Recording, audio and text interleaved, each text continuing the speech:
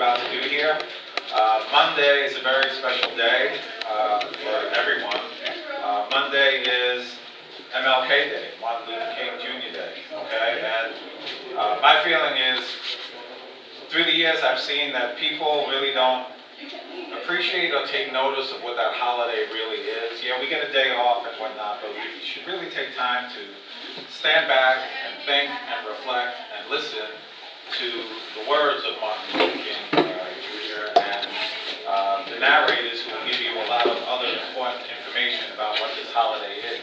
Okay, so what you're about to witness is something that maybe you can have a conversation with someone about on Monday, about the meaning behind this holiday, and one of the greatest speakers and intelligent minds that this country has ever known.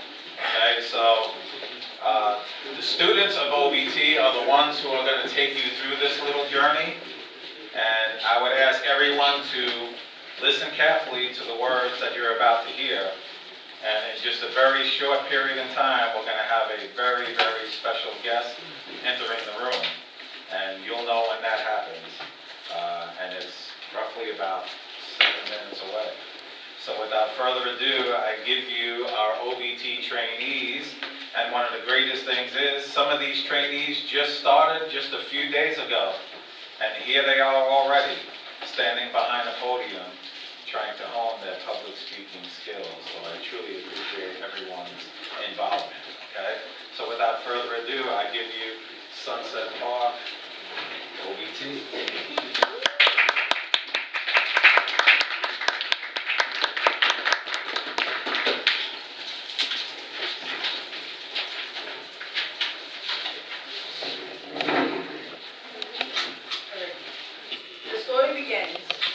January 15th, 1929, Atlanta, Georgia, Martin Luther King Jr. was born. He was the son of a Baptist minister. He grew up to be a very intelligent young man. He started college at the age of 15. He attended Morehouse College. He went to earn a doctorate degree in theology and in 1955 helped organize the first major protest in African American civil rights movement. August 28, 1963, Martin Luther King gave his famous I Have a Dream speech in Washington, D.C. at the Lincoln Memorial.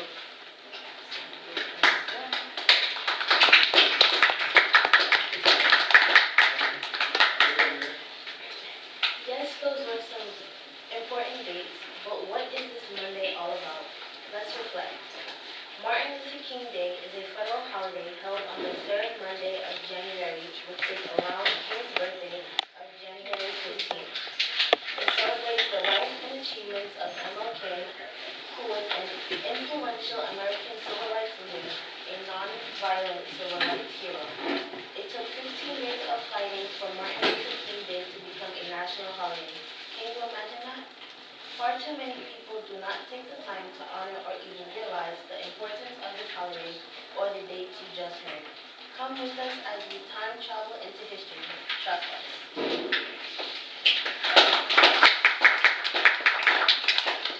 Okay. MLK represents the internal flame of peaceful resistance. His name represents the dream of a nation united. He shared his gift and risked his life to drive the darkness of racism from a country in need of light. MLK's words shall never be forgotten. We are here today to take you back in the time to August 28, 1963. We are all in Washington, D.C. The weather, 83 degrees, clear, a slight summer breeze, an enormous crowd, possibly the largest demonstration ever seen in D.C. The closeness of the crowd made it much, much hotter. We are there. Can you hear it? Can you feel it? Can you see it? I do. My friends, he is about to change the world. We are witnessing history. Can you see him? Just over there, look, is Martin Luther King Jr.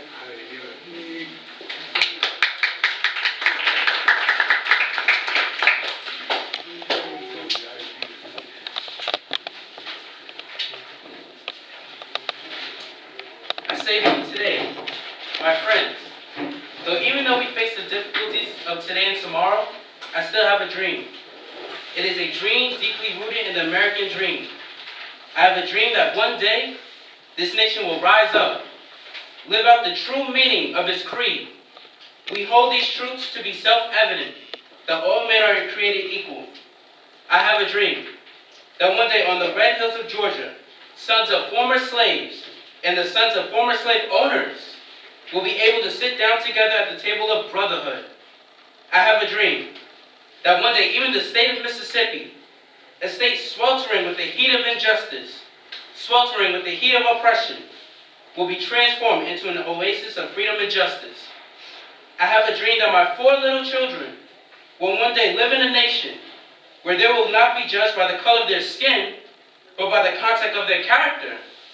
I have a dream. I have a dream that one day in Alabama, with this vicious racist, with this governor having his lips dripping with the words of interposition and nullification, one day right there in Alabama, little black boys and black girls will be able to join hands with little white boys and white girls as sisters and brothers. I have a dream today. I have a dream that one day every valley shall be exalted, every hill and mountain shall be made low. The rough places will be made plain, and the crooked places will be made straight. And the glory of the Lord shall be revealed, and all flesh shall see it together. 100 years after the Emancipation Proclamation, the Negro still is not free. 100 years later, the life of the Negro is still badly crippled by the manacles of segregation and the chains of discrimination. America has given the Negro people a bad check, a check which has come back marked insufficient funds. But we refuse to believe that the Bank of Justice is bankrupt. Now is the time to make the real promises of democracy. Now is the time to rise from the dark and desolate valley of segregation to the sunlit path of racial justice. Now is the time to lift our nation from the quicksand of racial injustice to the solid rock of gospel brotherhood. In the process of gaining our rightful place, we must not be guilty of wrongful deeds. Let us not seek to satisfy our thirst for freedom by drinking from the cup of bitterness and hatred. There are those who are asking the devotees of civil rights, when will you be satisfied? We are not satisfied, and will not be satisfied until justice rolls down like waters and righteousness like a mighty stream. This will be the day when all of God's children will be able to sing with a new meaning. My country, 'tis of thee, sweet land of liberty, of thee I sing. Land where my fathers died, land of the pilgrim's pride. From every mountainside, let freedom reign. And if America is to be a great nation, this must become true. When we allow freedom to reign, when we let it reign from every city and every hamlet, from every state and every city, we will be able to speed up the day when all of God's children, black men and white men, Jews and Gentiles, Protestants and Catholics, will be able to join hands and sing in the words of the old Negro spiritual, free at last, great God Almighty, we are free at last.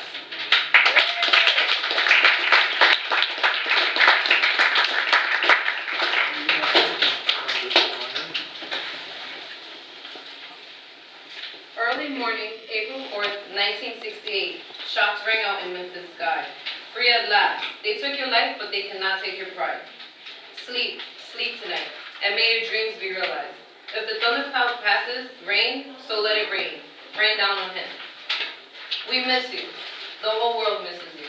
You taught the world what it means to be a decent human being. Peaceful, caring, concerned for others. We need you. I researched you, and I will live by your words. When I listen to you, everything seems to make sense. You said, the time is always right to do what is right. If everyone lived by those words, there would be no hate. You also said our lives begin to end on the day we become silent about things that matter. I understand you. One of the most meaningful things you said was, life's most urgent question is, what are you doing for others? We need not to be selfish. I totally get it. Life is hard, you know. But you gave us good advice when you said, the ultimate measure of a person is not where you stand in moments of comfort and convenience, but where you stand in times of challenges and controversy. Everyone needs to take a pause in their life and hear the meaning of his words. We would all get along. Everyone. Wish you were here, we could talk. I watched the news today. It is crazy. Don't they get it? I want to be a spokesperson for peace too. And I would say to all, People are people, so why should it be that you and I get along so awfully? We share the same biology regardless of ideology, and I'm sure you would agree.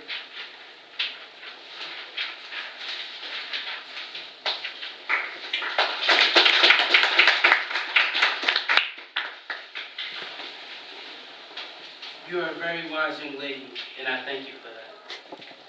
April 8, 1968, Representative John Conyers introduced the legislation for a federal holiday to honor King, just 4 days after his death. Do you see how important Monday is now? Please don't ever forget it. As the younger generation who will be responsible for inspiring the world, we must never forget the importance of our holidays, especially holidays that mean so much to people. And this is one of them. Soon after the assassination of Martin Luther King, his wife Coretta Scott King gave speeches in his absence. What did she say in those speeches? Well, let's welcome Coretta Scott King.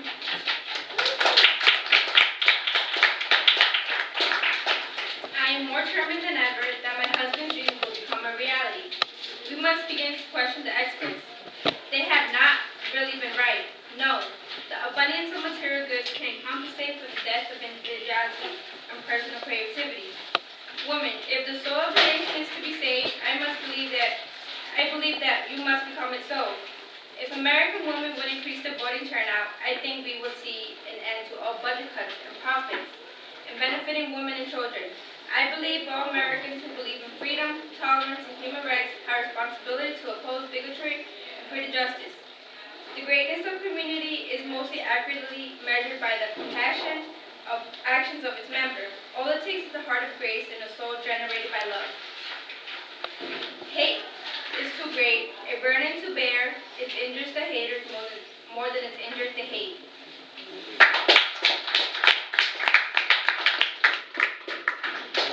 Let us leave you with some further examples of the greatness of this man. We must accept disappointment, but never lose infinite hope.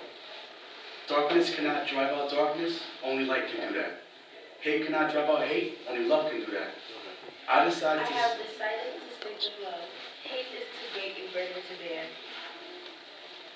faith is taking the first step when you don't see the whole staircase. Never give up temptation or bitterness. We may have all come on different ships, but we are all in the same boat now. Love is the only force capable of transforming an enemy into a friend. Let no man pour you so low to hate him. If you can't fly, then run. If you can't run, then walk. If you can't walk, then crawl. But whatever you do, you have to keep moving forward.